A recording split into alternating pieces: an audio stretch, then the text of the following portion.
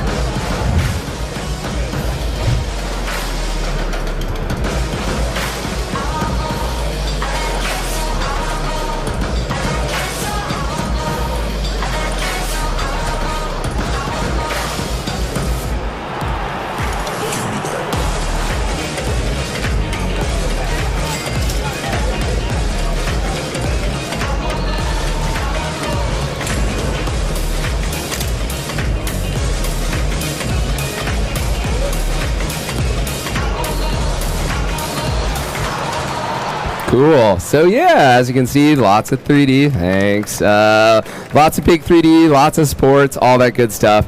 But I think the thing I'm most proud of in this demo reel is that we got CG fries approved by the McDonald's brand team. That is where our career peaked as motion graphics artist. So with that, it's good to be here again. I love coming to these conferences. I love being a part of the community. Of course, thanks Maxon for having me. I really enjoy the opportunity to meet other creatives, talk about the industry, talk to people adjacent to the industry. And I find one of the primary pieces of value I get from coming to these conferences is talking about what people are up to, what's happening, what they're working on, what they want to be working on, and what's next. So that's what I want to talk about today, is what's next. Predicting and creating the future of motion graphics. Couple reasons I want to talk about it. One, I think it's commercially a viable skill to kind of think about where we're going. Maybe we don't have to just be a victim of the tides of change. Maybe we can steer that ship some. Two, I think it's really fun to speculate about the future and what it is that we're going to be making and where we're going and looking at all this new technology. And three, I'm a creative director, and what that means is I send a lot of emails. I don't get to use C4D as much as I'd like to, but I still think about graphics all day, and I work with clients all day, and I'm thinking about graphics and the industry and how it all connects and where we're going and what we're doing, and I think that's my area of expertise, so hopefully I can share some of that information with you. So, what's going on in the industry? What's happening with motion graphics artists? Well, we got to do it, guys. We have to talk about AI. And I know we're all sick about it, so I promise I'll keep this short. AI is everywhere. I feel like even protein powder now says like powered by AI. It's gotten into everything. But it's a tool, and if you're not using it, you're a step behind. Not using AI is like washing your clothes by hand. Washing machines are great. They save a lot of time.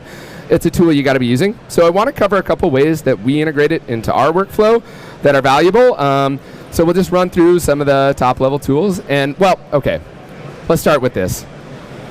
My overall takeaway on AI is we're screwed, guys. Pack it in. It's been fun. I hear plumbing is a good career. Let's try something different. I don't actually think the sky is falling. I think we're all going to be gainfully employed well into the future. I think this is a really incredible tool, and I'm really excited to live in the world where AI unlocks creativity for people. A couple years ago, I went to a presentation at HalfRes, another motion graphics conference in Chicago. Joey Corman of School of Motion was presenting about AI, and he had this summary that I thought was beautiful. And his summary of what AI was is when you get into art and you start to be a creative, you have something you want to make. You have something in your mind, a vision, and then you start your career, and this is your skill. And you spend your whole career trying to get your skill to create this vision, and of course the irony is your skill improves, what you want to make moves along. And what AI allows you to do is jump forward. It cuts some of the 10,000 hours out of creativity, and I am excited to live in that world where someone doesn't have to practice 10,000 hours of hyper-NURB shading structures to make and create beautiful things. I think we're going to see an explosion of creativity as AI unlocks that. I'm excited for it. I think we'll all have jobs. It's my high-level AI talk. So let's talk about some of the tools and how we're integrating them. So, ChatGTP, we all know this. So I was like, okay, ChatGTP, write an introductory speech for the NAB conference talking about the current state of motion graphics industry. Of course, ChatGTP's response was, having AI write your speech is already a cliche. That's actually true. I've been to 3 conferences this year where keynote speakers have had an AI write their opening remarks to demonstrate how prolific AI is. But it's out there. What we actually use ChatGTP for is research. And I think it's a really good way to audit brands, clients, and your products when you start the design process. So a couple years ago, we were doing a design pitch for the Dallas Cowboys. And I said, hey, ChatGTP, tell me about the Dallas Cowboys. And it had a lot to write about this. I actually had to edit this down. It spit out way more than this. But it had some good thing, historical legacy, American tradition, passionate fan base, and then high expectations. I thought that one was particularly interesting because not all sports teams have high expectations. If you're a New York Jets fan, you just kind of accept that your team's bad. But the Cowboys, that is not true. Jerry Jones is looking to win every year, and he is going to throw money at the problem until that happens.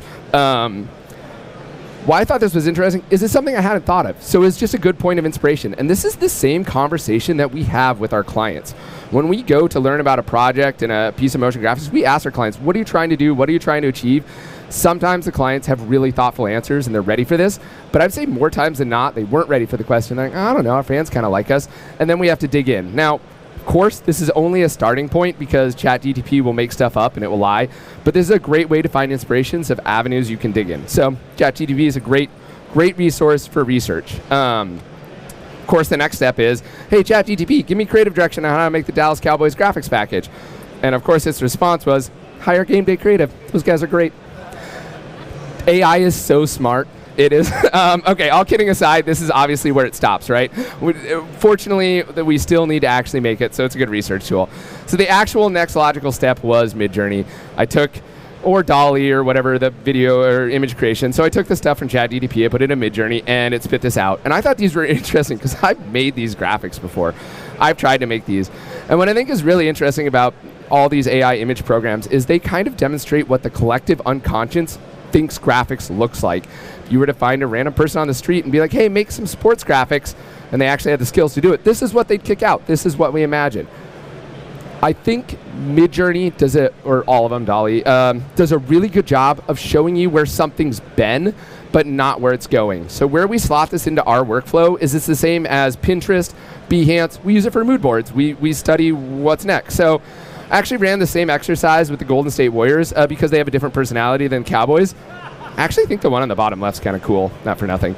But again, I think it's a really good way of like, okay, this is what the style of the Warriors has been for like the last 5 years or whatever. So if the Warriors came to us and were like, hey, let's make a graphics package, and they're like, we actually don't want to rock the boat at all, let's just do something predictable, safe, something our fans will like, then maybe make this. Most of the time though, people are looking for something fresh and new, so run it through Midjourney and don't make what Midjourney spit out.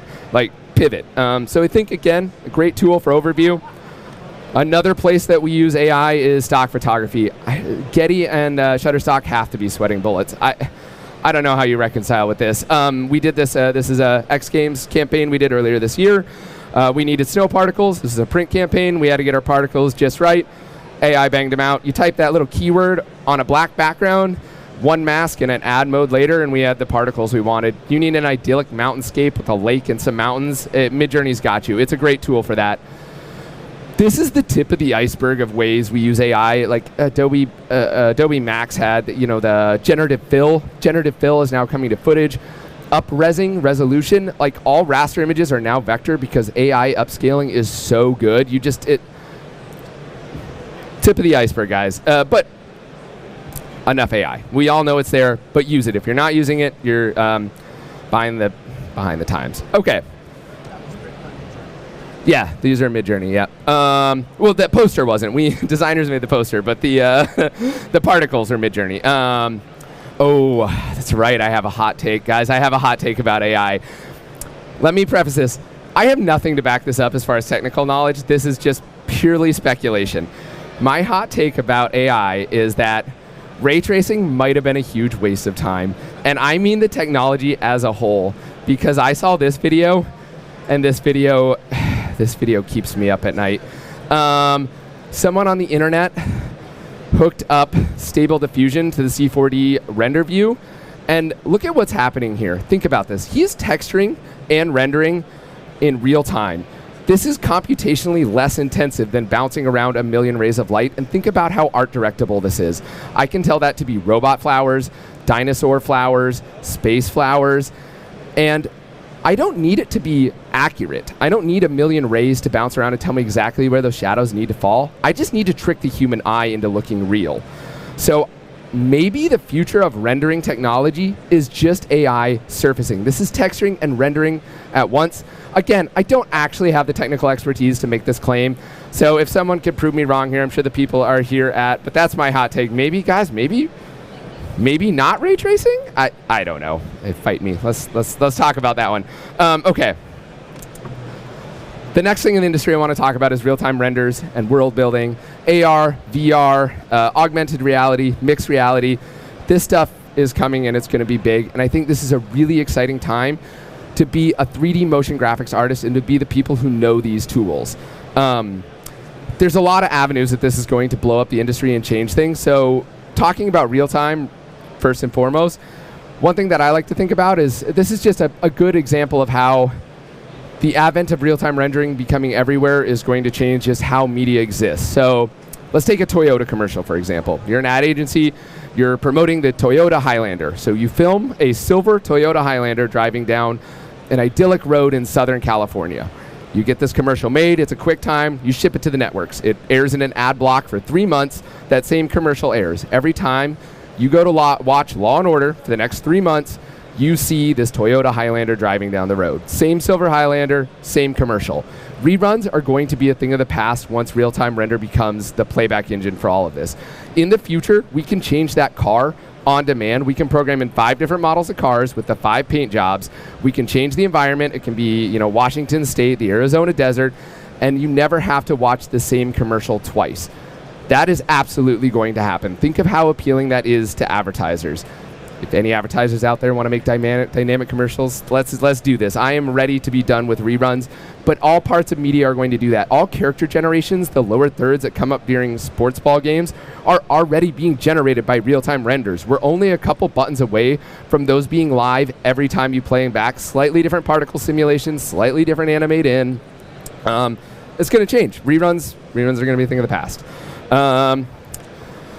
World building. So this is, again, where I think it gets really exciting to be a 3D motion graphics artist.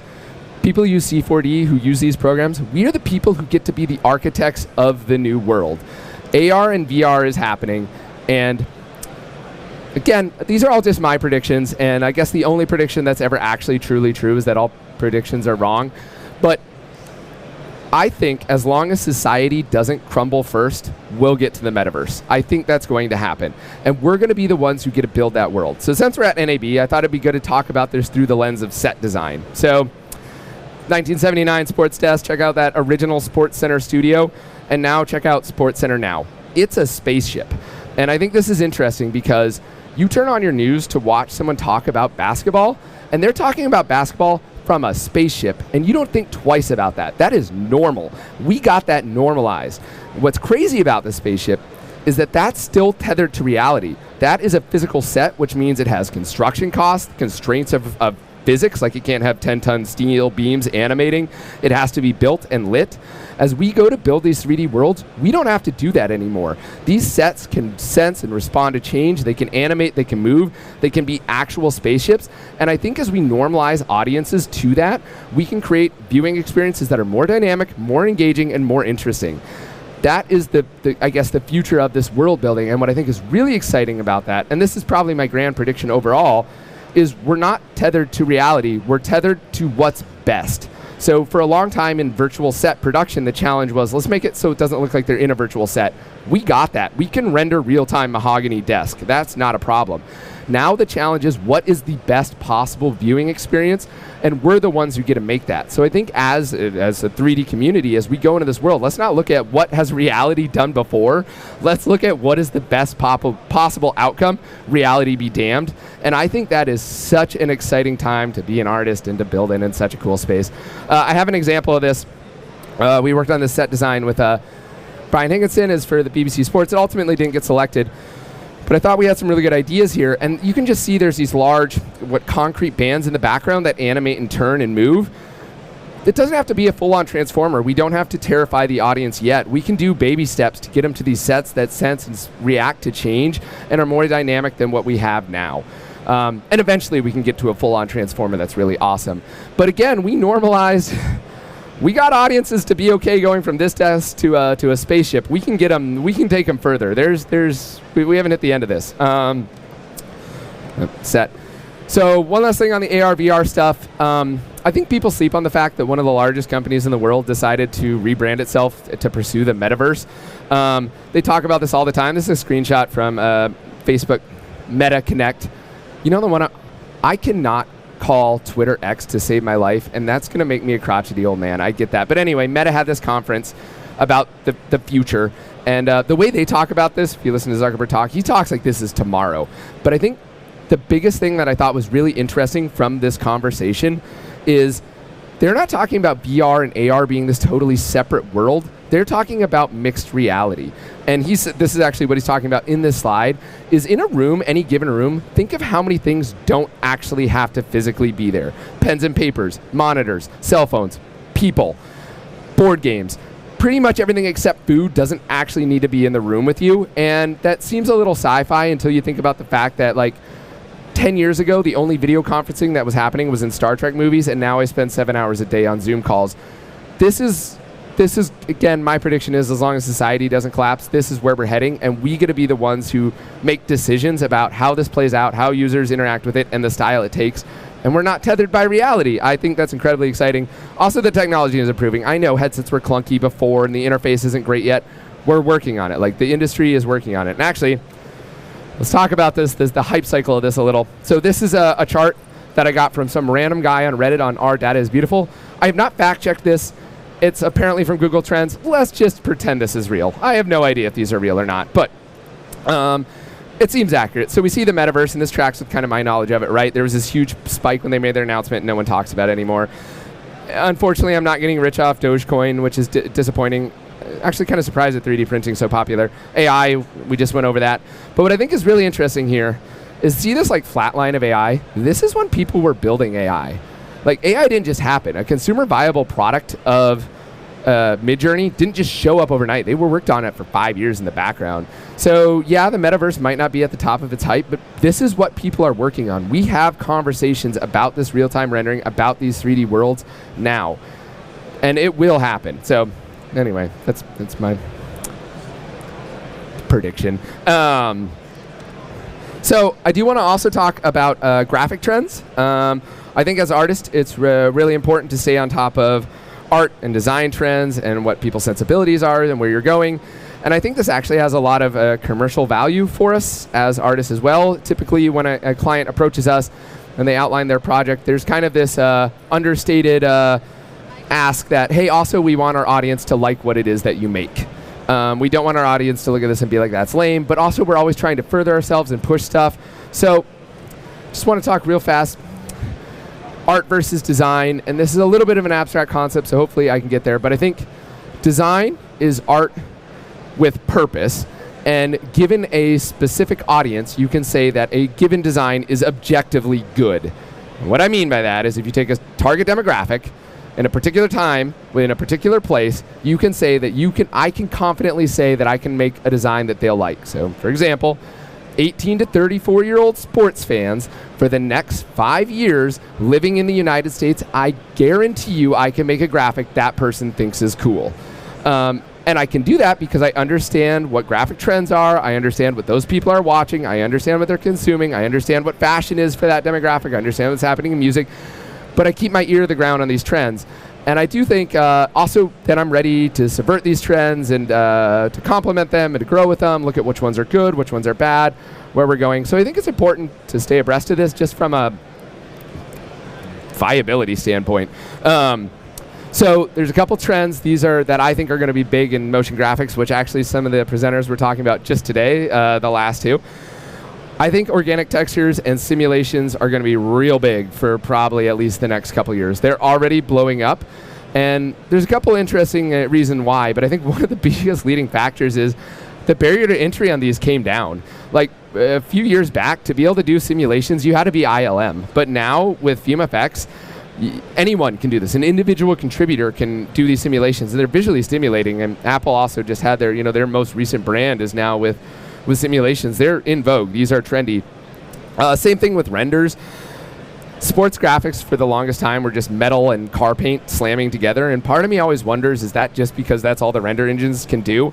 This actually up here is a still frame from a Tendril film on ESPN, and it's got like futuristic crystals and moss, and that's coming into sports graphics. Like these organic textures and these really rich beyond reality textures are what are starting to trend out. And I think in addition, like material packs are so good, the challenge isn't realistic wood or brass. I can buy that material for $1 I can buy 100 materials for $1. The challenge is now what's beyond reality. So I guess my biggest prediction about the future of motion graphics trends is CG graphics can make reality, and we're done with that. What is the best possible outcome? Reality be damned, I think is kind of my prediction for where the future trend of graphics is going to go. And I think that's exciting. I think that's really fun. Getting those node trees and generate a look that no one's ever seen before, I think that is so cool. I'm excited to see what the world is. So, okay, those are my graphics predictions. That's my status quo of the industry. And okay, fine, we'll open up C4D. So the project I want to show you guys today is for sports graphics. We kind of have this like internal joke that there's two types of graphics requests that come in. There's normal fast, and then there's fast. And usually like the lead times on a project, the client needs this stuff tomorrow. So I'm just going to show you some of our like quick tips and tricks to make like a logo treatment fast. Are the other artists here going to blow me out of the water with their technical expertise? You bet. But is this stuff going to be quick and look good? Also, yes. Let's fire up C4D. Let's get into it. So actually here, I can cue this up. I have a little about what we're going to talk about. So we did this project for the WNBA on Script Sports.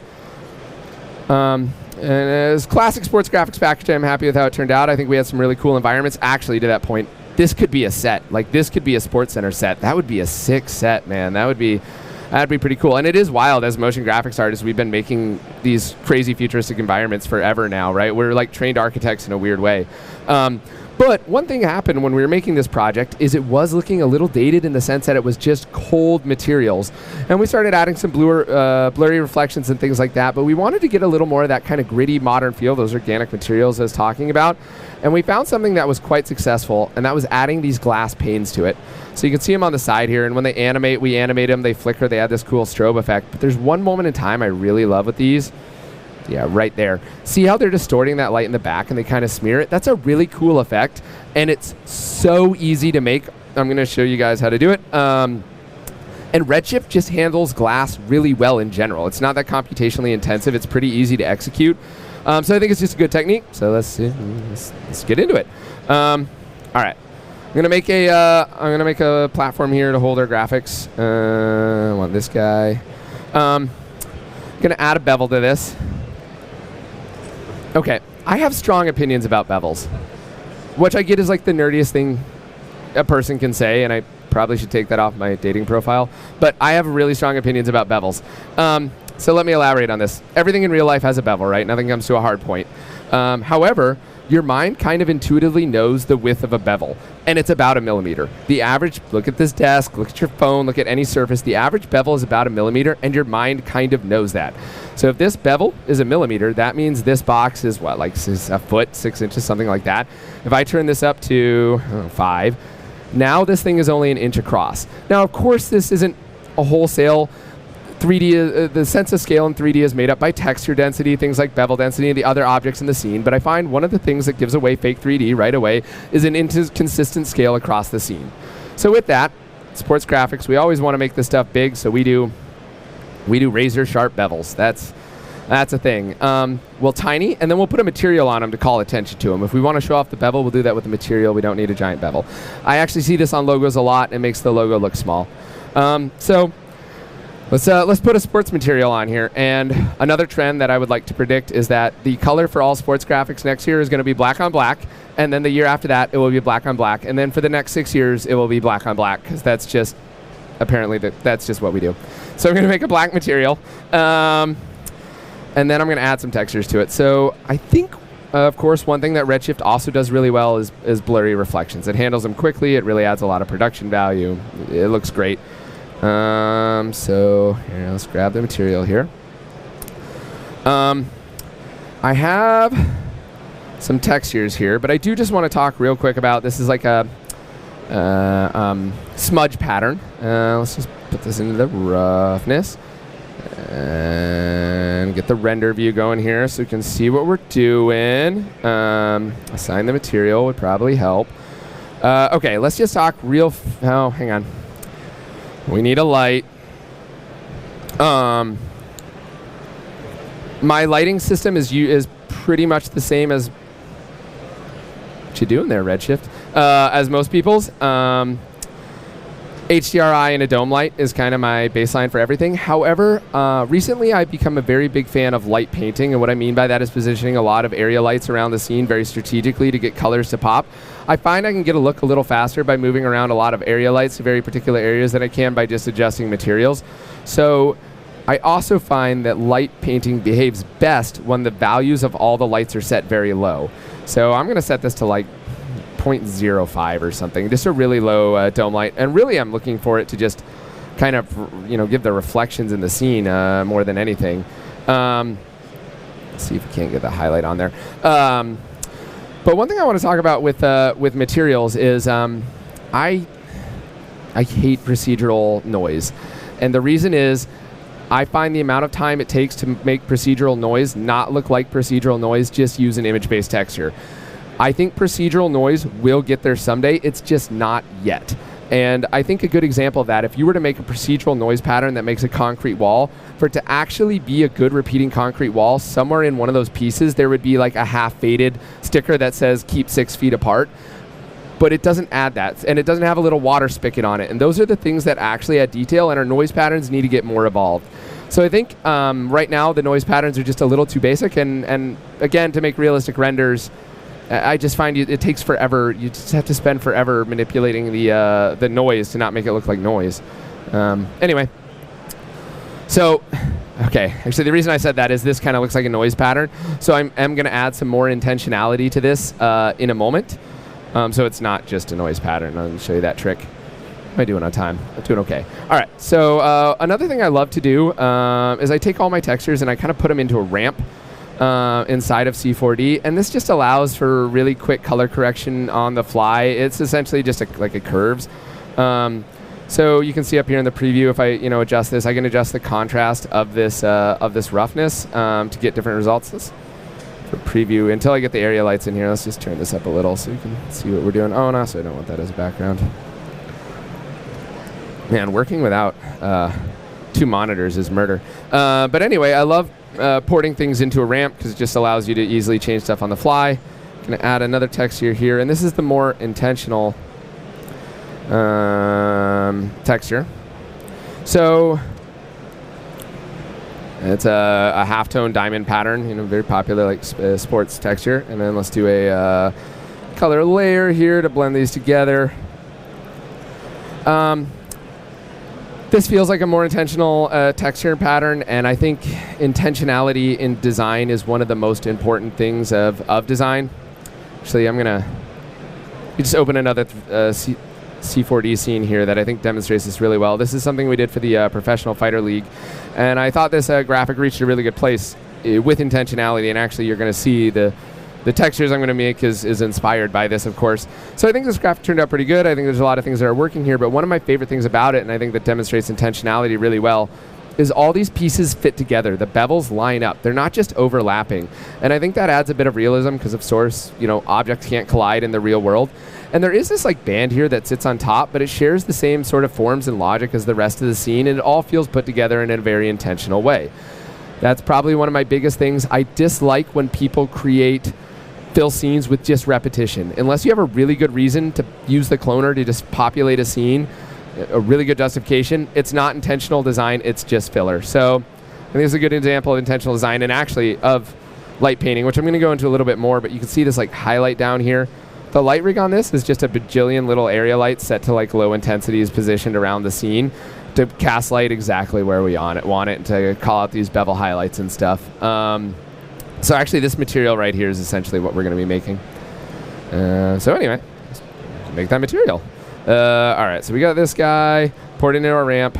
Let's put this into the base layer here, put this in the color channel here, put this into the roughness here, and then I'm going to mix this on a multiply mode because I just want the black from this to transfer in, and let's just see how this is working. Let's see if we can't get somewhere. I'm going to turn up this light again just so we can see what we're doing well. This is crushing my sensibilities. So you can see what we're going for here is right where that pattern is visible, has no blur, and then this texture. But I think that texture is too strong. It looks a little like blotchy. So I'm going to come in here and just tweak that out so it's a little less intense. Yeah, there, it's like a little softer texture, right? It's not as aggressive, and it calls out those triangles better. I also don't like how I can see the light tint reflecting in my HDRI, so I am going to blend this just ever so slightly to remove that line. I don't mind there being some definition there, I just don't want to immediately know that it's a light tint. And then to just kind of double down on this, I'm just going to take this texture, and I'm going to port these triangles into the bump as well. Crap. Well, not the most organized shader tree. All right, there we go. So cool, starting to get a pretty like good-looking sport texture here. Let's just kind of rotate the camera, and where this is really going to shine is like the light fall off, right? You got that really cool black on black, and then when the light rolls across it, it hits different areas in a different way. That'll look really nice when we get to animating our rigs. Let's get this, let's put an edge texture on here. And one of my favorite edge textures is just a really reflective mirrored chrome. I've made this material 1,000 times. I kind of make it the same way every time. Metals typically don't have a diffuse. I'm just going to tank the diffuse down to 0. And then I'm going to take the IOR and also drop it to 0, which is essentially just going to make this a mirror. I'm going to take this word that I can't pronounce, anisotropy, and crank it all the way up. And this is how much your light smears across the texture. So like wood grain smears reflection. So this will cause the bevel to stretch further than it normally would. Pretty basic setup. Throw this on here and then set it to just the rounding. Let's see what we got. Did I do that right? Yeah. And then, so you can see now we got this really nice, like sharp chrome line with a good fall off here on the edge, starting to get some call out there. Let's just make this scene just a little more interesting. Just change the geo a little, and then I'm going to add some of those lights, some area lights in here, just to. And I think a couple things that Redshift handles really well and just kind of always look good and are not the it handles a lot of lights really well. It does area lights really well. The fall off of them looks good. It does glass shaders really well, which we'll get into in a second, and blurry reflections. So I think all of those are just like kind of shortcuts to kind of things that Redshift does well and give you cool designs and cool looks. Again, this is the work fast. So, let's duplicate this guy. Put another light over here on this edge. Actually, I should probably just park this over here, huh? Come here, bud. There we go.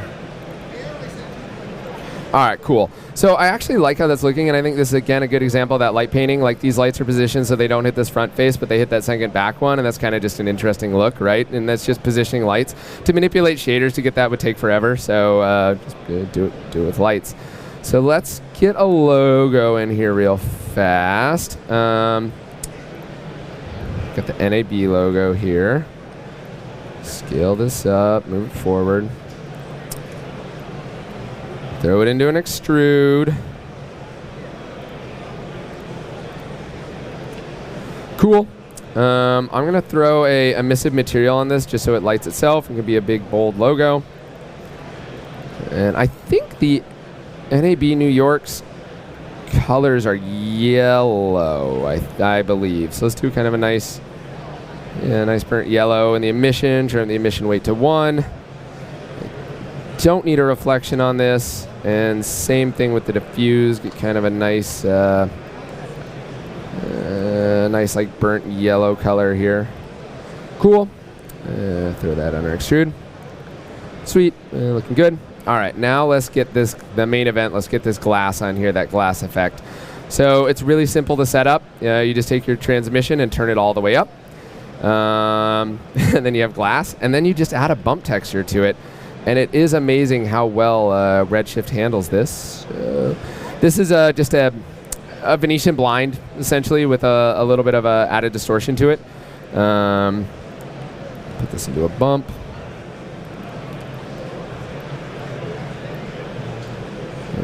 Connect that there. Go ahead and turn up its intensity a little. All right, and then let's just throw this on top of here and take a look at this. Scale that up. Cool. So that's definitely doing what I want it to. And I think what's really cool about this is the way it smears this, right? It's refracting yellow up to above where the glass is, and it's also putting black into there. It's kind of a cool effect for distortion, and it adds some of that like organic grit and grain to it pretty easily. But what I do want to do is I want to put a clear area because, you know, brands typically don't like when you can't read their logo at all. So I'm going to load another texture here. It's just a black and white line. We'll do another color layer here. Oh. All right, and we'll take this to here, and in the color, and we're gonna do the same thing. We're gonna blend this on a multiply mode. So essentially, I'm just taking that the black from this line and creating a clean strip in the middle of this glass. So. And you can see right now there's still a slight like diffuse going on through the glass, and that is because in transmission there's this extra roughness. If I drop this value down to -1, it makes that part completely clear, which is what I want. And I actually think this is getting pretty close to where I'm going. Rotate this up here. Frame this up in a cool way. Let's make our background a little bit bigger. Covers the whole... Oh. I didn't want the logo. I wanted this guy. Full backdrop for this thing. Frame it up. I feel like we're getting pretty close to a sports graphic here. I think the only thing really missing is a little bit of bloom. Again, staying up with trends. We don't do lens flares anymore. That really broke my heart. But now we can do bloom, so that's okay. Get a little glow on this. Yeah, let's take a look at that. Yeah, you can kind of see how that could be you know, we got a little sports graphic logo. You animate this glass moving through the scene. You're going to get a really cool reveal effect as you pull that up. You roll the light rig, you rotate this, you got yourself a sport graphic. I think that's it for me, guys. That's what I got. Yeah, I appreciate the time, everyone. It's great to be here.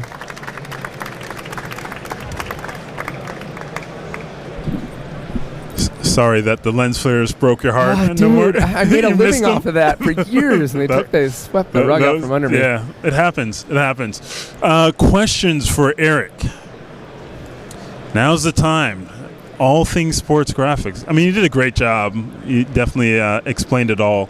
I love how quick that was as far as a breakdown. Show opener, ready to go. Yeah. Ready to go. This glass technique is getting a lot of mileage. If you look on packages, keep an eye out on broadcast. You'll see this being used a lot in a lot of different like live packages. This is out there. It's a really cool, especially when you animate it. It looks really well, and you can tell even in the IPR it renders fast. It's not. Yeah. This isn't going to break the bank on the renders either.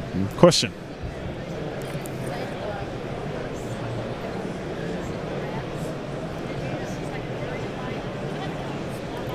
When I lit the corners. Oh, and the other graphic I showed, those I think were actually emissive tubes. So emissive materials also behave really well, but the blue and red lights were actually emissive tubes. But what I do find with emissive textures, I kind of find trying to turn up that emissive value high enough to make it look like a true neon material is murder. So usually what we do is we pair an emissive material with an area light that's at like a strip, because then you get the spill light. And also Redshift just calculates the light bounce better from a light than it does an emissive material, which is a really long way of answering. If you want to add neon tubes to a scene, do it with emissive materials and an area light. I would do both. Yep. Sorry, Ike.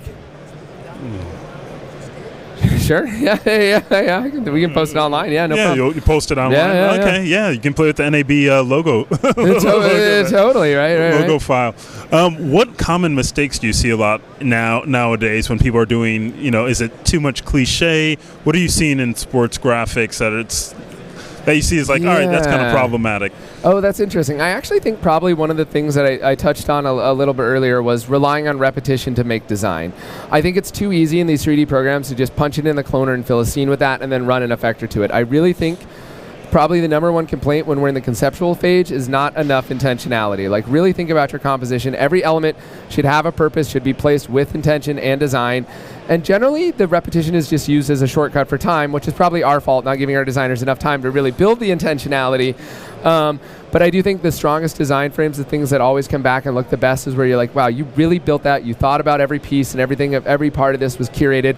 You weren't just filling space with design tools. And I guess the other thing would be, there is kind of this, what came first, the chicken or the egg? Sometimes the technology leads the design, which is kind of what I was talking about with, I do think simulation and organic textures is going to be big, which is kind of the technology leading it. But what I really love is when the idea is what leads the process. And when people are like, how do we make this look? Technology be damned, this is the look we want for our product. That's the other thing. So sometimes you see it and like, guys, I know that one. That's the NAB graphics look. I've seen this graphic before. What's appropriate for this brand? So that would probably be my two number one things, is relying too much on what just the technology kind of makes by default, and not enough intentionality in design, I would say, are probably at least off the top of my head. I'll ask ChatGPT later and have it, and I'll let you know. Get the official answer. Let you know what the real feedback is there. What about, do you have any go-to tools that when you show other artists, they're like, wow, that you've, like, hey, like for me, I'm always like the lighting tool is something that I always pull. Sure. But is there something like a tip or trick that you usually show, like, hey, this thing? There actually is, and I don't know if I can set it up quickly, but one thing I really love with the blurry reflections. We got time. I just don't know if I have the assets to show it. It's kind of the, it's actually kind of what's going on with this diamond pattern here, with this on the light. But one trick that always sort of looks cool is a blind emboss of a logo. And we were just showing another artist this too, where you put a logo art into that blurry reflection channel and just roll light across it as a reveal. That's a crowd favorite. It always does look cool. It's like really subtle. It has a good effect. It does look just hitting the glossy spots or hitting just the logo being the clean reflection. The rest of it's blurry. So it's the exact same technique as this diamond pattern, but with just logo art there reveal instead of the diamond. Yeah, that's awesome. All right. Any other last questions for Eric? You are going to be at the Tech Showcase, right? I am. Yeah. So yep. Yeah, Eric, he'll be next door at the Tech Showcase here. I think just 2-ish. Something. We'll figure that out here in a little bit. But yeah, he'll be around. But stay tuned for our next presenter, Nasir. So stay tuned. We're going to be up next. See you after the break. Thanks, everyone.